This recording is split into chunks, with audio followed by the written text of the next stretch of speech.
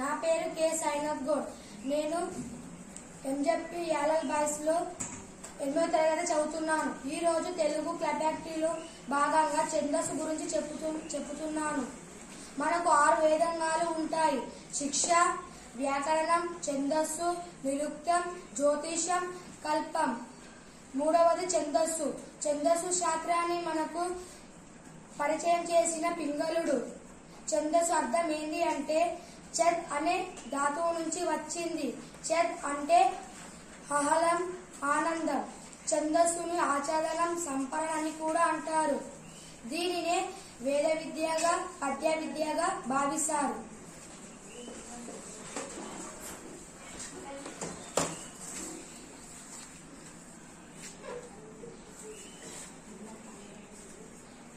నా పేరు కె హరికృష్ణ. నేను 8వ తరగతి ఏ విభాగంలో చదువుతున్నాను.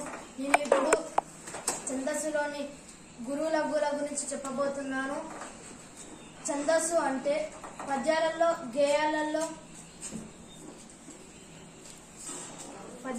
గేయాలలో ఉండే మాత్రలు, గురు లఘువులు, గణాలు, ప్రాసాలు, యతులు మొదలైన వాటిని గురించి తెలియజెప్పేదే ఛందస్సు. లఘువు ఏకమాత్రాకాలంలో ఉచ్చరించేది లఘువు. దీనిని లా అనే అక్షరంతో సూచిస్తాము. దీనిని నిలువు గీతతో సూచిస్తాము.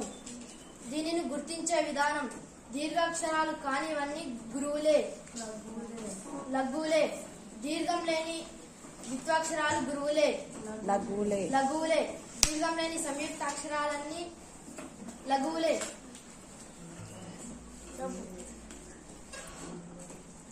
గురువు 2 మాత్రాల కాలంలో ఉచ్చరించేది గురువు. దీనిని గా అనే అక్షరంతో సూచిస్తాము. ఆంగ్లాలో దీనిని లు అనే అక్షరంతో సూచిస్తాము. దీనిని గుర్తించే విధానం దీర్ఘాక్షరాలన్నీ గురువులే. ఏ ఔలతో కూడిన హల్లులన్నీ గురువులే. విసర్గాతో కూడిన హల్లులన్నీ గురువులే. పళ్ళు హల్లుతో కూడిన అక్షరాలన్నీ గురువులే.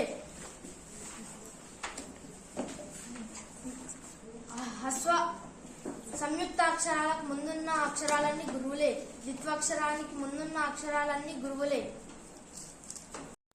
గణాలు: ఏకక్షర గణాలు, 2 అక్షర గణాలు, 3 అక్షర గణాలు.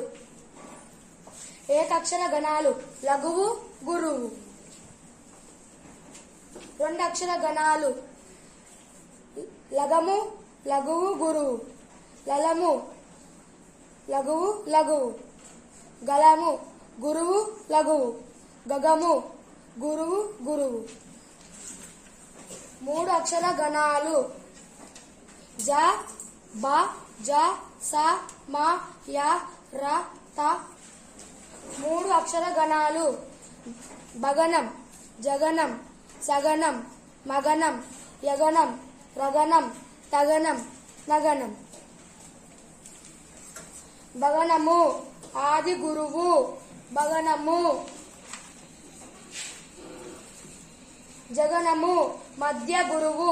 జగనము. సగనము అంత్య గురువు. సగనము. మగనము 3 గురువులే. మగనము.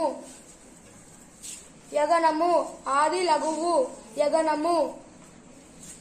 రగనము మధ్య లఘువు. రగనము. తగనము అంత్య లఘువు. తగనము. నగనము 3 లఘువులే. నగనము. ఈ రోజు తెలుగు క్లబ్ యాక్టివిటీలో భాగంగా ఛందస్సు గురించి తెలుసుకున్నాము. ధన్యవాదములు.